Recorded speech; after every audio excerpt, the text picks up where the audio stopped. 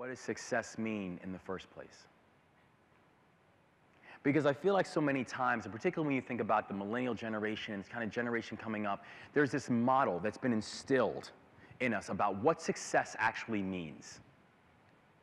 And people will traditionally tell you things that's about the whole, it's the learn and then the earn and then the churn and then the return model. You go to school, you do what you have to do, you get yourself a job in a, you know, in a corporation or a place, and then you kind of move on and you create your little financial cushion, and then you give back at some point when you can. And that's what I wanted to challenge. Because if that's the definition of success, I think we have seen over the past decade or so that that definition has been completely turned on its head. What does that even mean now to this new grouping? And how exactly do we explain it, not just to ourselves, but to others? How do we find the greatest human need and find the world's greatest pains and take your talent and put it towards that?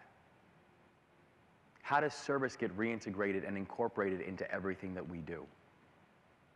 And how do we change and alter that definition of what success actually means?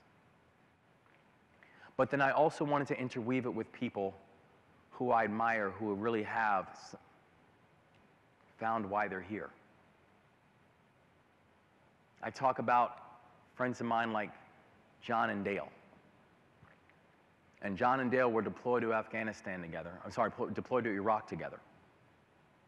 Had been friends growing up, had entered the military together. And John and Dale even joined the same military unit.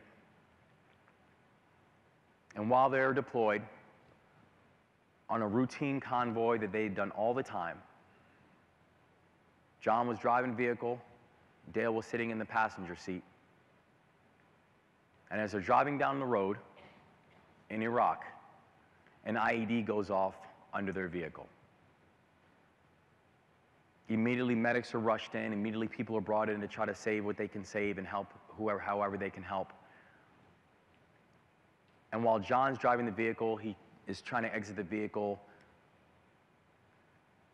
But one of the people that's severely hurt is John's buddy Dale. The medics immediately start to tend to him, get him in. They eventually save Dale's life, but not before Dale lost his legs. And John felt incredibly guilty for this.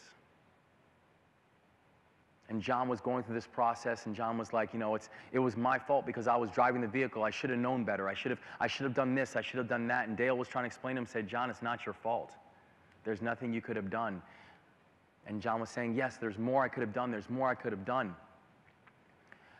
And while Dale was getting physically healed from the explosion, it was John who was actually dealing with a very severe case of PTSD and survivor's guilt. And so when Dale came home, he was greeted back with parades and all the attention in the world. John, in many ways, suffered in silence because people couldn't see the wounds that he had.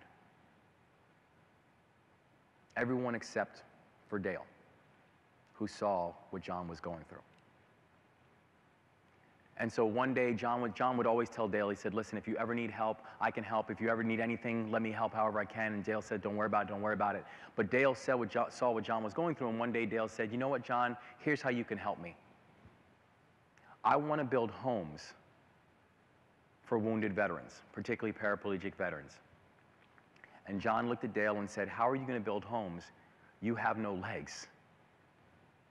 And Dale looked back at John and he said, but you do. And that's why I need you.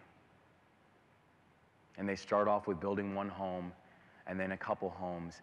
And next thing you know, they started an organization called Purple Heart Homes. So now they're building homes all over the country for wounded vets who are coming back from Iraq and Afghanistan.